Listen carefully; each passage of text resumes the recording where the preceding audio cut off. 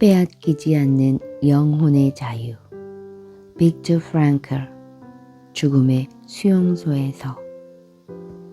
빙판에 미끄러져 넘어지고 수없이 서로를 부축하고 한 사람이 또 한 사람을 일으켜 세우면서 몇 킬로미터를 비틀거리며 걷는 동안 우리는 한마디도 하지 않았다. 그러나 알고 있었다.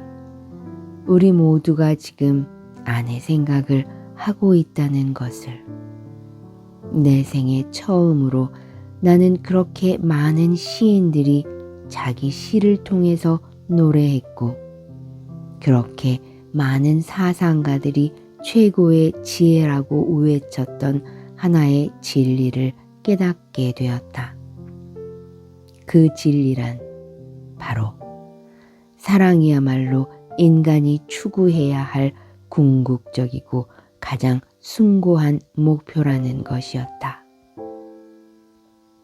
그때 나는 이 세상에 남길 것이 무엇 하나 없는 사람이라도 비록 짧은 순간이나마 사랑하는 이를 생각하며 더 말할 나위 없는 행복을 느낄 수 있음을 알게 되었다. 제2차 세계대전. 아우슈비츠에 갇힌 비참한 유태인들 가운데 빅터 프랑클이라는 의사가 있었다. 가지고 있던 소지품과 입고 있던 옷을 빼앗기고 머리카락과 몸에 난 털까지 모두 깎인 채 나체나 다름없는 몸뚱이 외에 더 이상 잃을 것이 없는 생활. 하지만 프랑클은 중요한 깨달음들을 얻어간다.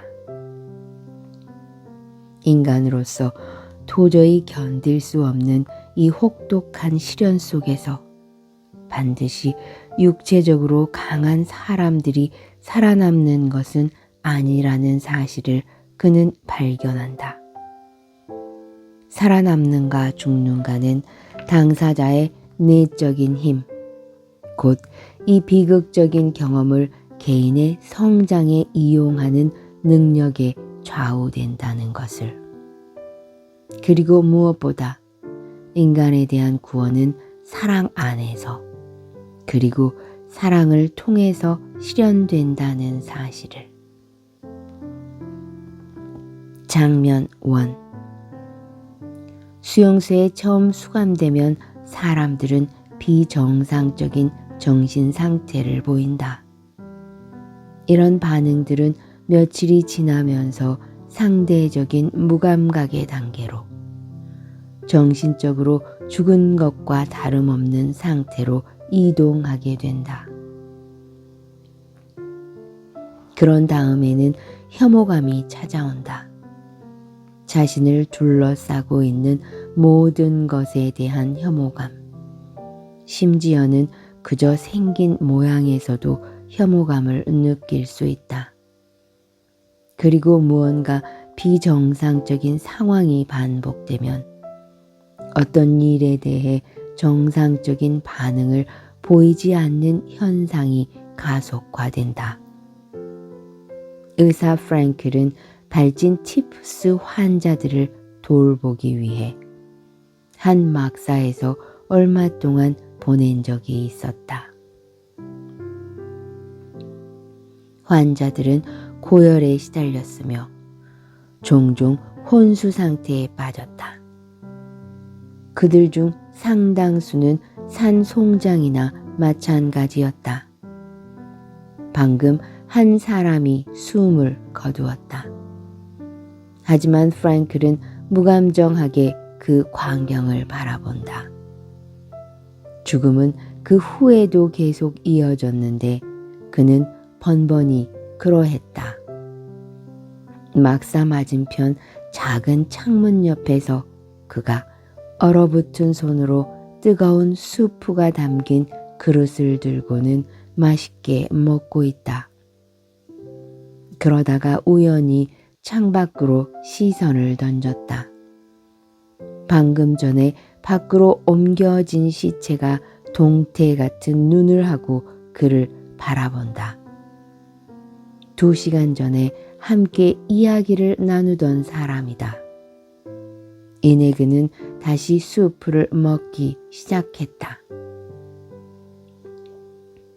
이런 무감각은 자기를 방어하기 위한 도구이다.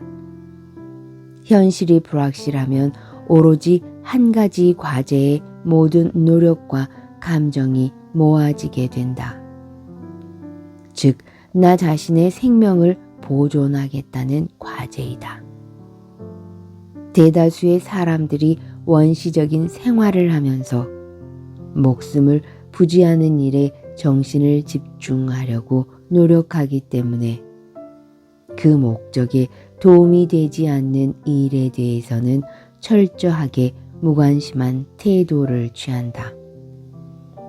그러나 이런 상황에서도 영적인 생활이 더욱 깊어지는 것이 가능하다. 밖에 있을 때 지적인 활동을 했던 감수성 예민한 사람들은 육체적으로는 더 많은 고통을 겪지만 정신적인 측면에서 내면의 자아가 다른 사람들에 비해 비교적 덜 손상받는다. 자신을 둘러싸고 있는 가혹한 현실을 초월해 내적인 풍요로움과 영적인 자유가 넘치는 세계로 이동할 수 있는 능력을 가지고 있기 때문이다. 별로 건강해 보이지 않는 이가 체력이 강한 이보다 수용소에서 더 잘 견디는 지극히 역설적인 현상도 이것으로 설명될 수 있다. 장면 2. 그날도 수감자들은 참호를 파고 있다. 하늘도 잿빛이고 창백한 새벽빛에 반사되는 눈동자도 잿빛이다. 사람들이 걸친 넝마 같은 옷도 잿빛이고 얼굴도 잿빛이다. 프랭클은 또다시 헤어진 아내와 침묵의 대화를 나눈다. 곧 닥쳐올 절망적인 죽음에 대해 마지막으로 격렬하게 항의하고 있는 동안 그는 자신의 영혼이 사방을 뒤덮고 있는 음울한 빛을 뚫고 나오는 것을 감지한다. 그는 그것이 절망적이고 의미 없는 세계를 뛰어넘는 것을 느꼈으며 삶의 궁극적인 목적이 있는가라는 마음의 물음에 어디선가 그렇다라고 응답하는 활기찬 음성을 듣는다. 바로 그 순간 수평선 저 멀리 그림처럼 서 있던 농가에 불이 들어왔다. 프랭클은 얼어붙은 땅을 파다 말고 그 자리에 우두커니 서 있었다. 감시병이 지나가면서 유혹을 했고 그는 또다시 사랑하는 사람과 대화를 나누었다. 그러자 점점 더 그녀가 곁에 있는 듯 느껴졌다. 그녀를 만질 수 있을 것 같았고 손을 뻗어 그녀의 손을 잡을 수 있을 것만 같았다. 그 느낌이 너무나 생생했다. 그녀가 정말로 거기에 있었던 것이다. 그는 아내가 아직 살았는지 죽었는지조차 몰랐다. 그러나 그는 말한다. 그것은 더 이상 문제가 되지 않는다고. 나는 아내가 아직 살았는지 죽었는지조차 몰랐다. 그러나 한 가지만은 알고 있었다. 그제서야 비로소 깨닫게 된 그것은 사랑은 사랑하는 사람의 육신을 초월해서 더 먼 곳까지 간다는 것이었다. 사랑은 영적인 존재, 내적인 자아 안에서 더욱 깊은 의미를 갖게 된다. 사랑하는 이가 실제로 존재하든 존재하지 않든, 아직 살았든 죽었든 그런 일은 하나도 중요하지 않다. 이 세상 그 어느 것도 내 사랑의 굳건함, 내 생각, 사랑하는 사람의 영상을 방해할 수는 없었다. 사실 그때 아내가 죽었다는 것을 알았더라도 나는 전혀 개의치 않고 아내의 모습을 떠올리는 일에 나 자신을 바쳤을 것이다. 나와 그녀가 나누는 정신적 대화 역시 아주 생생하고 만족스러웠으리라. 장면 3. 어느 날 저녁, 죽도록 피곤한 몸으로 막사 바닥에 앉아 수프 그릇을 들고 있던 수감자들에게 동료 한 명이 달려온다. 그가 횡설수설 주워 섬긴 말은 점호장으로 가서 해가 지는 멋진 풍경을 보라는 것이었다. 밖으로 나간 그들은 서쪽에 빛나고 있는 구름과 짙은 청색에서 핏빛으로 끊임없이 색과 모양이 변하는 구름으로 살아 숨쉬는 하늘을 올려다보았다. 진흙바닥에 팬 웅덩이에 비친 하늘의 빛나는 풍경이 잿빛으로 지어진 그들의 초라한 임시막사와 날카로운 대조를 이루고 있었다.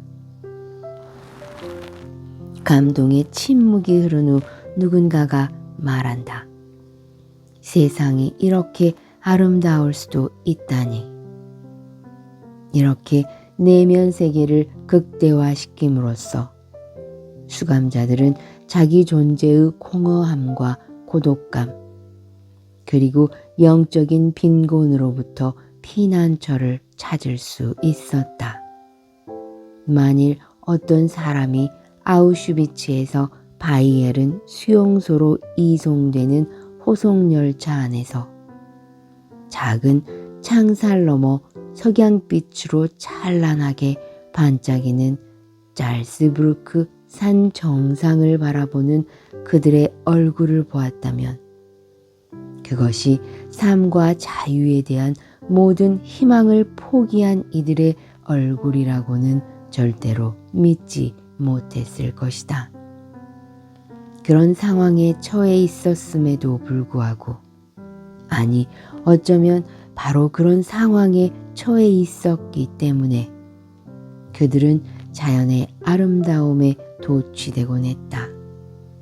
프랭클은 수용소에서도 사람이 자기 행동의 선택권을 가질 수 있다는 것을 깨달았다. 가혹한 정신적, 육체적 스트레스를 받는 그런 환경에서도 인간은 정신적 독립과 영적인 자유의 자취를 간직할 수 있는 것이다. 장면 4. 강제 수용소에 있었던 사람들은 그곳에도 막사를 지나가면서 다른 이들을 위로하거나 마지막 남은 빵을 나누어 준 사람들이 있었음을 기억한다. 물론 그런 사람이 아주 극소수였는지는 모른다.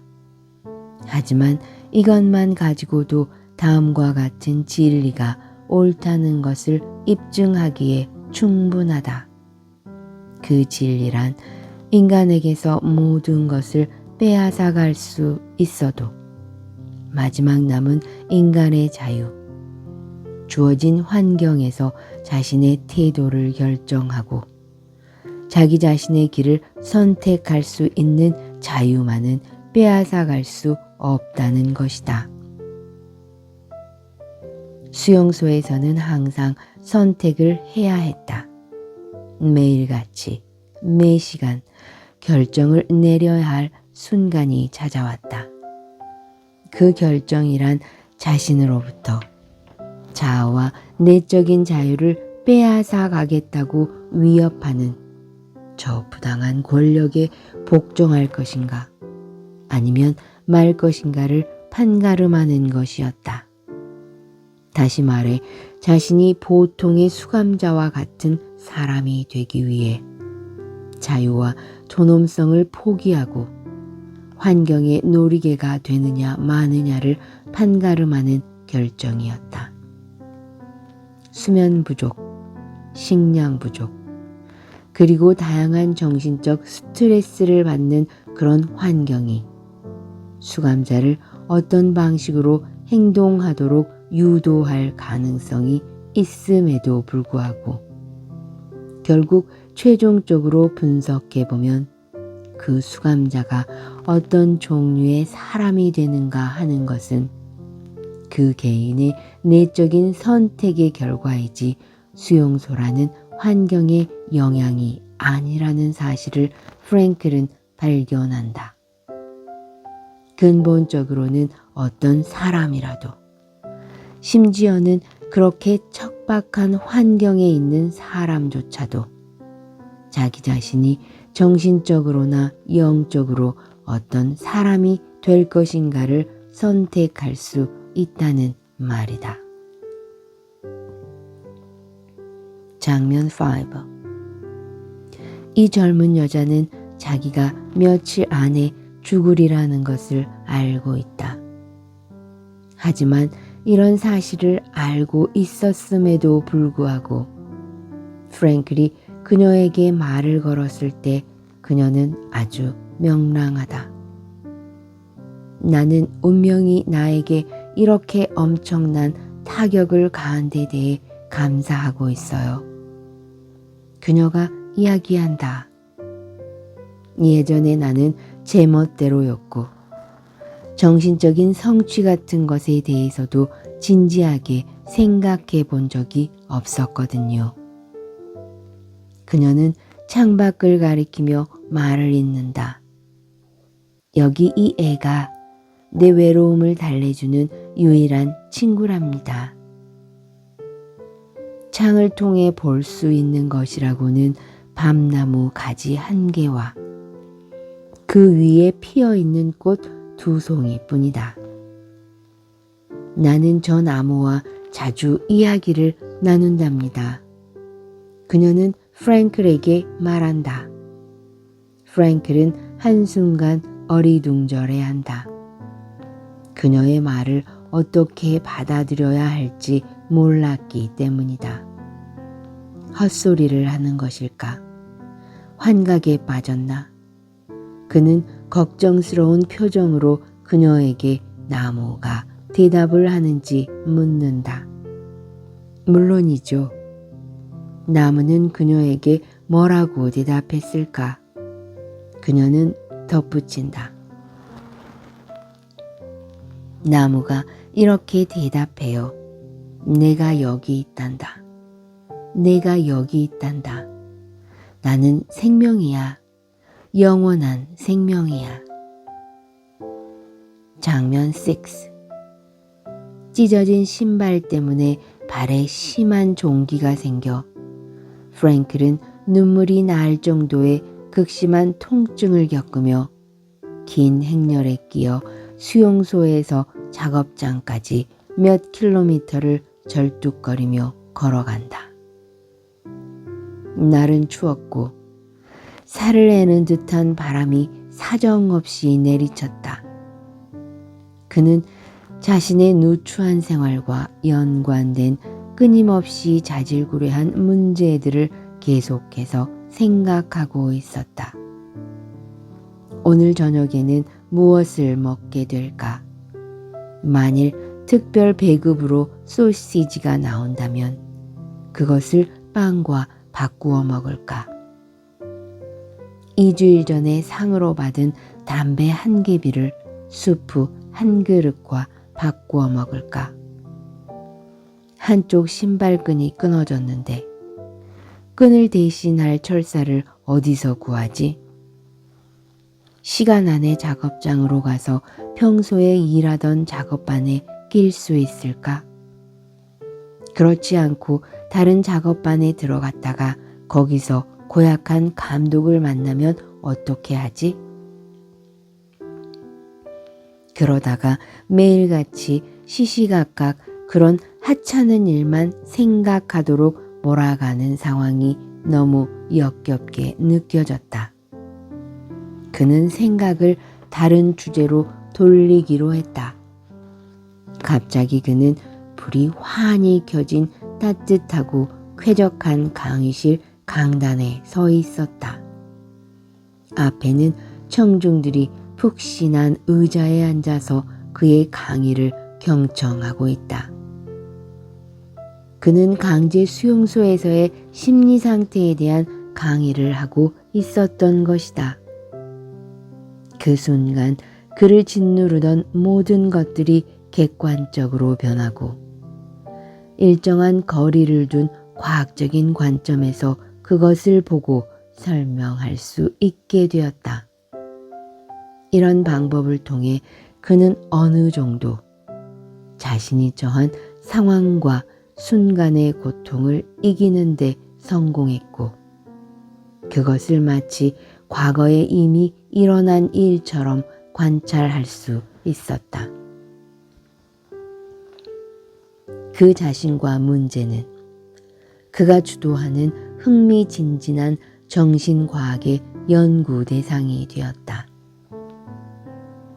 자신의 미래에 대한 믿음을 잃어버린 수감자는 그와 더불어 정신력도 상실하게 된다.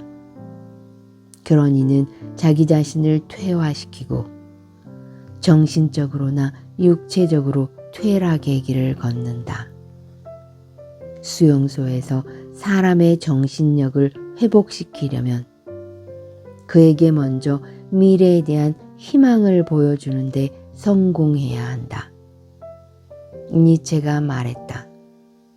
왜 살아야 하는지 아는 사람은 그 어떤 상황도 견딜 수 있다.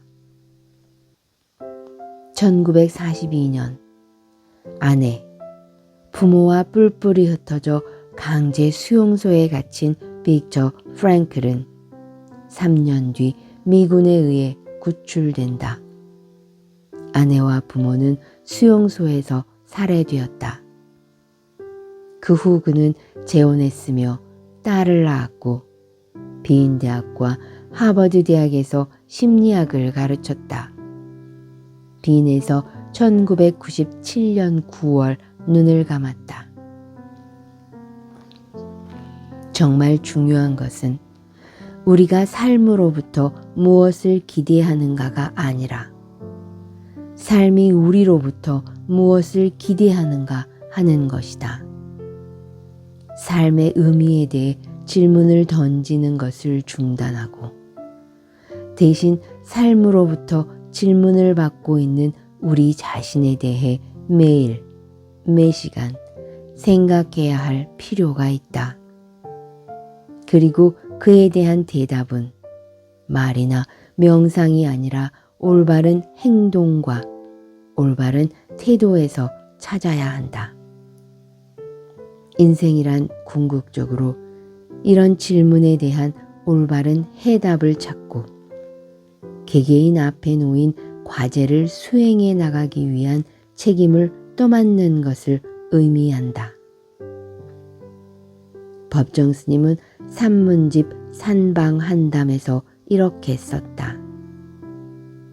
빅터 프랭클은 그의 죽음의 수용소에서 이런 말을 하고 있다.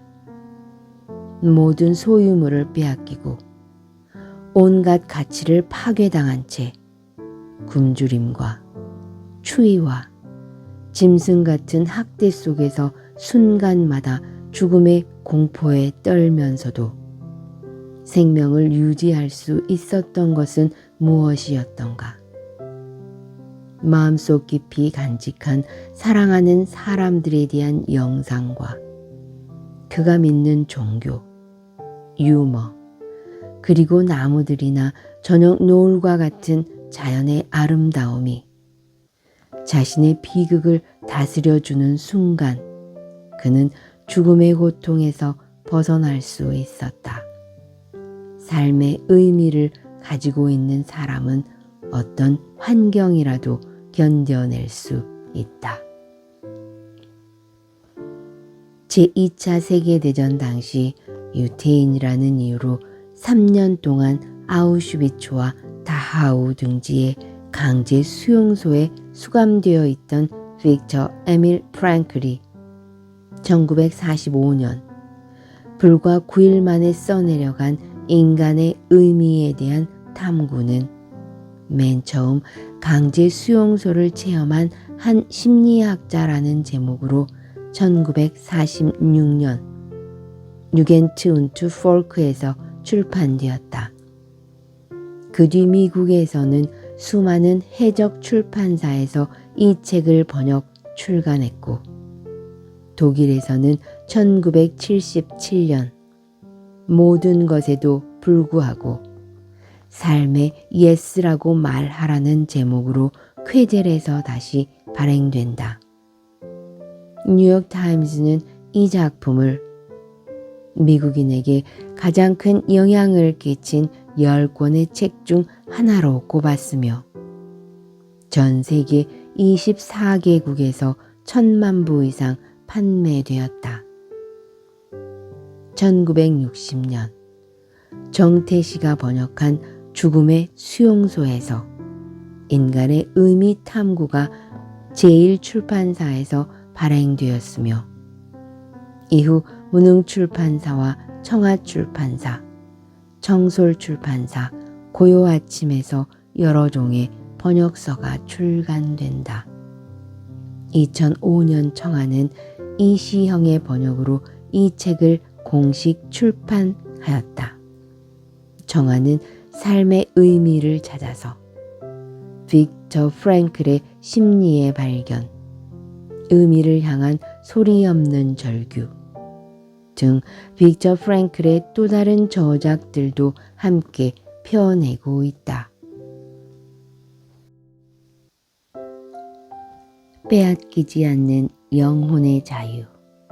빅터 프랭클, 죽음의 수용소에서 빙판에 미끄러져 넘어지고 수없이 서로를 부축하고 한 사람이 또 한 사람을 일으켜 세우면서 몇 킬로미터를 비틀거리며 걷는 동안 우리는 한마디도 하지 않았다.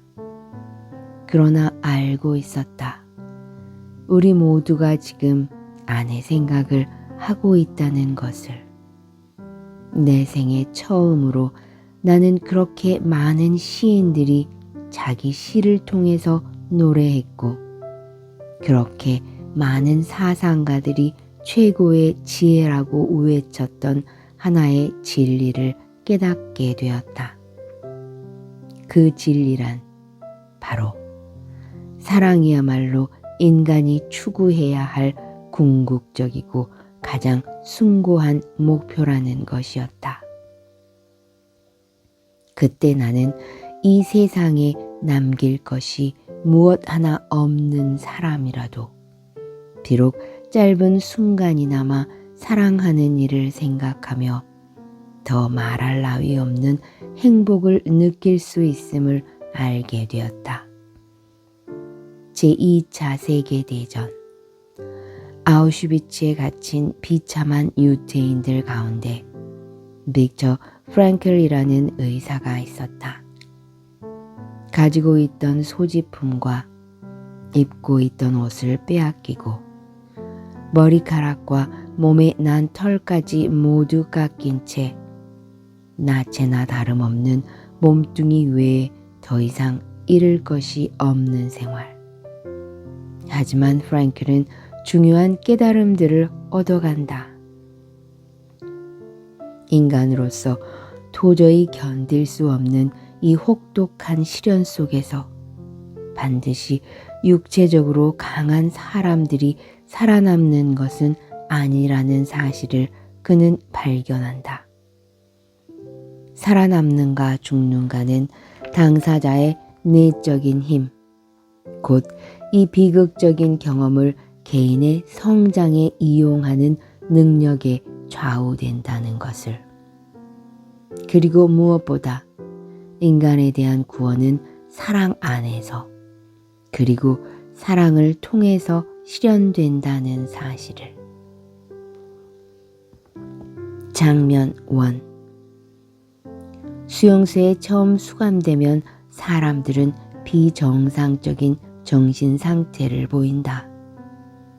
이런 반응들은 며칠이 지나면서 상대적인 무감각의 단계로 정신적으로 죽은 것과 다름없는 상태로 이동하게 된다. 그런 다음에는 혐오감이 찾아온다.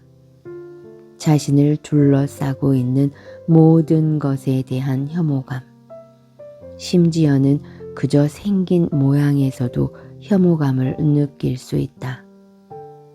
그리고 무언가 비정상적인 상황이 반복되면 어떤 일에 대해 정상적인 반응을 보이지 않는 현상이 가속화된다. 의사 프랭클은 발진 티푸스 환자들을 돌보기 위해 한 막사에서 얼마 동안 보낸 적이 있었다. 환자들은 고열에 시달렸으며 종종 혼수 상태에 빠졌다. 그들 중 상당수는 산송장이나 마찬가지였다. 방금 한 사람이 숨을 거두었다. 하지만 프랭클은 무감정하게 그 광경을 바라본다. 죽음은 그 후에도 계속 이어졌는데 그는 번번이 그러했다. 막사 맞은편 작은 창문 옆에서 그가 얼어붙은 손으로 뜨거운 수프가 담긴 그릇을 들고는 맛있게 먹고 있다. 그러다가 우연히 창밖으로 시선을 던졌다. 방금 전에 밖으로 옮겨진 시체가 동태 같은 눈을 하고 그를 바라본다. 2시간 전에 함께 이야기를 나누던 사람이다. 이내 그는 다시 수프를 먹기 시작했다. 이런 무감각은 자기를 방어하기 위한 도구이다. 현실이 불확실하면 오로지 한 가지 과제에 모든 노력과 감정이 모아지게 된다. 즉, 나 자신의 생명을 보존하겠다는 과제이다. 대다수의 사람들이 원시적인 생활을 하면서 목숨을 부지하는 일에 정신을 집중하려고 노력하기 때문에 그 목적에 도움이 되지 않는 일에 대해서는 철저하게 무관심한 태도를 취한다. 그러나 이런 상황에서도 영적인 생활이 더욱 깊어지는 것이 가능하다. 밖에 있을 때 지적인 활동을 했던 감수성 예민한 사람들은 육체적으로는 더 많은 고통을 겪지만 정신적인 측면에서 내면의 자아가 다른 사람들에 비해 비교적 덜 손상받는다. 자신을 둘러싸고 있는 가혹한 현실을 초월해 내적인 풍요로움과 영적인 자유가 넘치는 세계로 이동할 수 있는 능력을 가지고 있기 때문이다. 별로 건강해 보이지 않는 이가 체력이 강한 이보다 수용소에서 더 잘 견디는 지극히 역설적인 현상도 이것으로 설명될 수 있다. 장면 2. 그날도 수감자들은 참호를 파고 있다. 하늘도 잿빛이고 창백한 새벽빛에 반사되는 눈동자도 잿빛이다. 사람들이 걸친 넝마 같은 옷도 잿빛이고 얼굴도 잿빛이다. 프랭클은 또다시 헤어진 아내와 침묵의 대화를 나눈다. 곧 닥쳐올 절망적인 죽음에 대해 마지막으로 격렬하게 항의하고 있는 동안 그는 자신의 영혼이 사방을 뒤덮고 있는 음울한 빛을 뚫고 나오는 것을 감지한다. 그는 그것이 절망적이고 의미 없는 세계를 뛰어넘는 것을 느꼈으며 삶의 궁극적인 목적이 있는가라는 마음의 물음에 어디선가 그렇다라고 응답하는 활기찬 음성을 듣는다. 바로 그 순간 수평선 저 멀리 그림처럼 서 있던 농가에 불이 들어왔다. 프랭클은 얼어붙은 땅을 파다 말고 그 자리에 우두커니 서 있었다.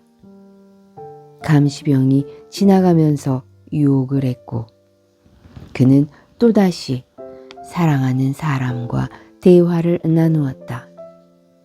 그러자 점점 더 그녀가 곁에 있는 듯 느껴졌다. 그녀를 만질 수 있을 것 같았고 손을 뻗어 그녀의 손을 잡을 수 있을 것만 같았다. 그 느낌이 너무나 생생했다. 그녀가 정말로 거기에 있었던 것이다. 그는 아내가 아직 살았는지 죽었는지조차 몰랐다. 그러나 그는 말한다. 그것은 더 이상 문제가 되지 않는다고. 나는 아내가 아직 살았는지 죽었는지조차 몰랐다.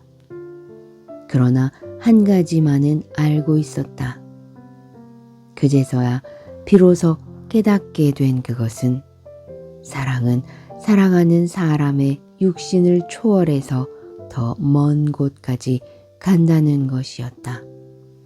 사랑은 영적인 존재, 내적인 자아 안에서 더욱 깊은 의미를 갖게 된다. 사랑하는 이가 실제로 존재하든 존재하지 않든 아직 살았든 죽었든 그런 일은 하나도 중요하지 않다. 이 세상 그 어느 것도 내 사랑의 굳건함, 내 생각, 사랑하는 사람의 영상을 방해할 수는 없었다. 사실 그때 아내가 죽었다는 것을 알았더라도 나는 전혀 개의치 않고 아내의 모습을 떠올리는 일에 나 자신을 바쳤을 것이다. 나와 그녀가 나누는 정신적 대화 역시 아주 생생하고 만족스러웠으리라. 장면 3. 어느 날 저녁 죽도록 피곤한 몸으로 막사 바닥에 앉아 수프 그릇을 들고 있던 수감자들에게 동료 한 명이 달려온다. 그가 횡설수설 주워 섬긴 말은 점호장으로 가서 해가 지는 멋진 풍경을 보라는 것이었다. 밖으로 나간 그들은 서쪽에 빛나고 있는 구름과 짙은 청색에서 핏빛으로 끊임없이 색과 모양이 변하는 구름으로 살아 숨쉬는 하늘을 올려다보았다. 진흙바닥에 팬 웅덩이에 비친 하늘의 빛나는 풍경이 잿빛으로 지어진 그들의 초라한 임시막사와 날카로운 대조를 이루고 있었다. 감동의 침묵이 흐른 후 누군가가 말한다. 세상이 이렇게 아름다울 수도 있다니. 이렇게 내면 세계를 극대화시킴으로써 수감자들은 자기 존재의 공허함과 고독감 그리고 영적인 빈곤으로부터 피난처를 찾을 수 있었다. 만일 어떤 사람이 아우슈비츠에서 바이에른 수용소로 이송되는 호송열차 안에서 작은 창살 너머 석양빛으로 찬란하게 반짝이는 잘스부르크 산 정상을 바라보는 그들의 얼굴을 보았다면 그것이 삶과 자유에 대한 모든 희망을 포기한 이들의 얼굴이라고는 절대로 믿지 못했을 것이다. 그런 상황에 처해 있었음에도 불구하고, 아니 어쩌면 바로 그런 상황에 처해 있었기 때문에 그들은 자연의 아름다움에 도취되곤 했다. 프랭클은 수용소에서도 사람이 자기 행동의 선택권을 가질 수 있다는 것을 깨달았다. 가혹한 정신적, 육체적 스트레스를 받는 그런 환경에서도 인간은 정신적 독립과 영적인 자유의 자취를 간직할 수 있는 것이다. 장면 4. 강제 수용소에 있었던 사람들은 그곳에도 막사를 지나가면서 다른 이들을 위로하거나 마지막 남은 빵을 나누어 준 사람들이 있었음을 기억한다. 물론 그런 사람이 아주 극소수였는지는 모른다. 하지만 이것만 가지고도 다음과 같은 진리가 옳다는 것을 입증하기에 충분하다. 그 진리란 인간에게서 모든 것을 빼앗아갈 수 있어도 마지막 남은 인간의 자유, 주어진 환경에서 자신의 태도를 결정하고 자기 자신의 길을 선택할 수 있는 자유만은 빼앗아갈 수 없다는 것이다. 수용소에서는 항상 선택을 해야 했다. 매일같이 매 시간 결정을 내려야 할 순간이 찾아왔다. 그 결정이란 자신으로부터 자아와 내적인 자유를 빼앗아 가겠다고 위협하는 저 부당한 권력에 복종할 것인가 아니면 말 것인가를 판가름하는 것이었다. 다시 말해 자신이 보통의 수감자와 같은 사람이 되기 위해 자유와 존엄성을 포기하고 환경의 놀이개가 되느냐 마느냐를 판가름하는 결정이었다. 수면 부족, 식량 부족, 그리고 다양한 정신적 스트레스를 받는 그런 환경이 수감자를 어떤 방식으로 행동하도록 유도할 가능성이 있음에도 불구하고 결국 최종적으로 분석해보면 그 수감자가 어떤 종류의 사람이 되는가 하는 것은 그 개인의 내적인 선택의 결과이지 수용소라는 환경의 영향이 아니라는 사실을 프랭클은 발견한다. 근본적으로는 어떤 사람이라도, 심지어는 그렇게 척박한 환경에 있는 사람조차도 자기 자신이 정신적으로나 영적으로 어떤 사람이 될 것인가를 선택할 수 있다는 말이다. 장면 5. 이 젊은 여자는 자기가 며칠 안에 죽으리라는 것을 알고 있다. 하지만 이런 사실을 알고 있었음에도 불구하고 프랭클이 그녀에게 말을 걸었을 때 그녀는 아주 명랑하다. 나는 운명이 나에게 이렇게 엄청난 타격을 가한 데 대해 감사하고 있어요. 그녀가 이야기한다. 예전에 나는 제 멋대로였고 정신적인 성취 같은 것에 대해서도 진지하게 생각해 본 적이 없었거든요. 그녀는 창밖을 가리키며 말을 잇는다. 여기 이 애가 내 외로움을 달래주는 유일한 친구랍니다. 창을 통해 볼 수 있는 것이라고는 밤나무 가지 한 개와 그 위에 피어있는 꽃 2송이뿐이다. 나는 저 나무와 자주 이야기를 나눈답니다. 그녀는 프랭클에게 말한다. 프랭클은 한순간 어리둥절해한다. 그녀의 말을 어떻게 받아들여야 할지 몰랐기 때문이다. 헛소리를 하는 것일까? 환각에 빠졌나? 그는 걱정스러운 표정으로 그녀에게 나무가 대답을 하는지 묻는다. 물론이죠. 나무는 그녀에게 뭐라고 대답했을까? 그녀는 덧붙인다. 나무가 이렇게 대답해요. 내가 여기 있단다. 내가 여기 있단다. 나는 생명이야. 영원한 생명이야. 장면 6. 찢어진 신발 때문에 발에 심한 종기가 생겨 프랭클은 눈물이 날 정도의 극심한 통증을 겪으며 긴 행렬에 끼어 수용소에서 작업장까지 몇 킬로미터를 절뚝거리며 걸어간다. 날은 추웠고 살을 애는 듯한 바람이 사정없이 내리쳤다. 그는 자신의 누추한 생활과 연관된 끊임없이 자질구레한 문제들을 계속해서 생각하고 있었다. 오늘 저녁에는 무엇을 먹게 될까? 만일 특별 배급으로 소시지가 나온다면 그것을 빵과 바꾸어 먹을까?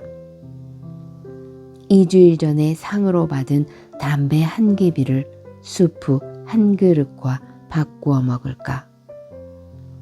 한쪽 신발끈이 끊어졌는데 끈을 대신할 철사를 어디서 구하지?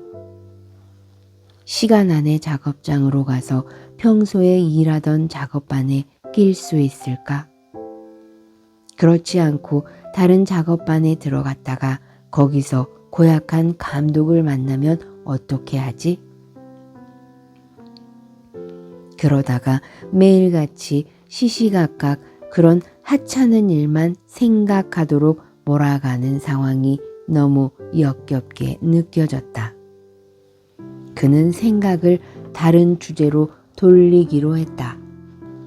갑자기 그는 불이 환히 켜진 따뜻하고 쾌적한 강의실 강단에 서 있었다.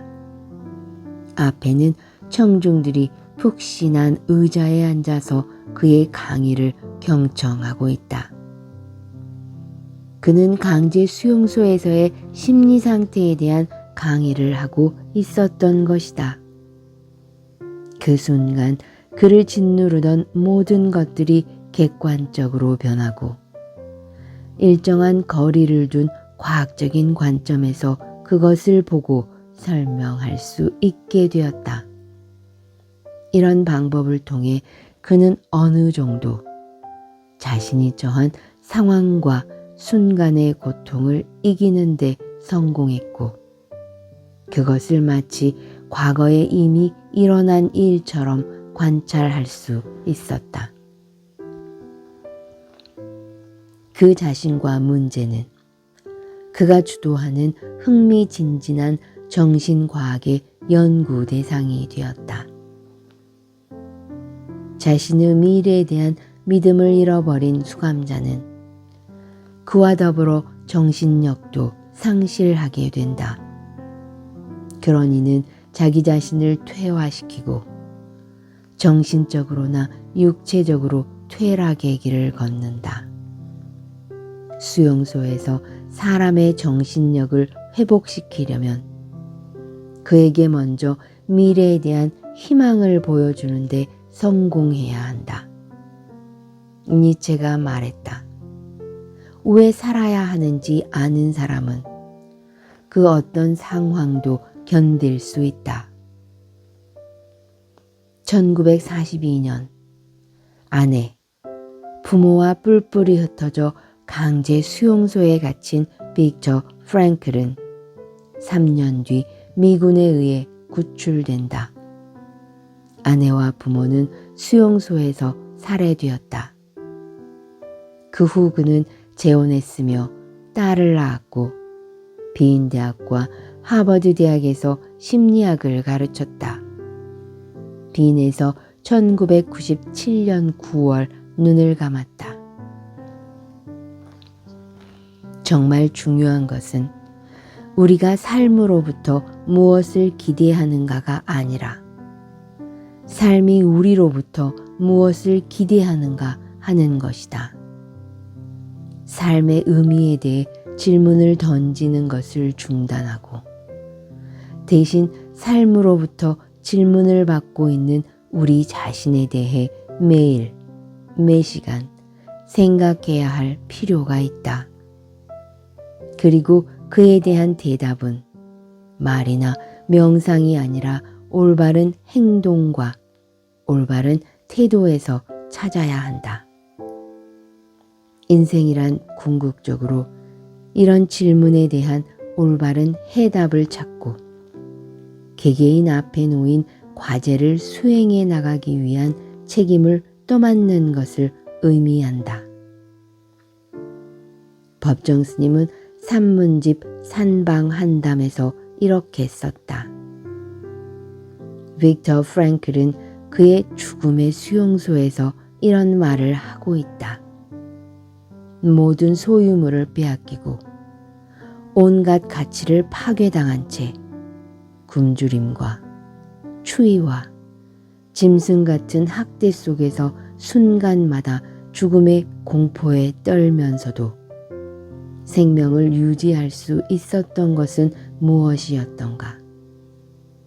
마음속 깊이 간직한 사랑하는 사람들에 대한 영상과 그가 믿는 종교, 유머, 그리고 나무들이나 저녁 노을과 같은 자연의 아름다움이 자신의 비극을 다스려주는 순간 그는 죽음의 고통에서 벗어날 수 있었다.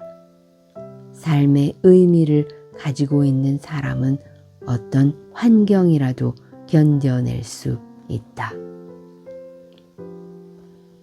제2차 세계대전 당시 유태인이라는 이유로 3년 동안 아우슈비츠와 다하우 등지의 강제 수용소에 수감되어 있던 빅터 에밀 프랭클이 1945년 불과 9일 만에 써내려간 인간의 의미에 대한 탐구는 맨 처음 강제 수용소를 체험한 한 심리학자라는 제목으로 1946년 뉴겐트 운트 폴크에서 출판되었다. 그 뒤 미국에서는 수많은 해적 출판사에서 이 책을 번역 출간했고 독일에서는 1977년 모든 것에도 불구하고 삶의 예스라고 말하라는 제목으로 쾌젤에서 다시 발행된다. 뉴욕타임즈는 이 작품을 미국인에게 가장 큰 영향을 끼친 10권의 책 중 하나로 꼽았으며 전 세계 24개국에서 1000만 부 이상 판매되었다. 1960년 정태시가 번역한 죽음의 수용소에서 인간의 의미 탐구가 제1출판사에서 발행되었으며 이후 문흥출판사와 청아출판사, 청솔출판사, 고요아침에서 여러 종의 번역서가 출간된다. 2005년 청아는 이시형의 번역으로 이 책을 공식 출판하였다. 청아는 삶의 의미를 찾아서 빅터 프랭클의 심리의 발견, 의미를 향한 소리 없는 절규 등 빅터 프랭클의 또 다른 저작들도 함께 펴내고 있다.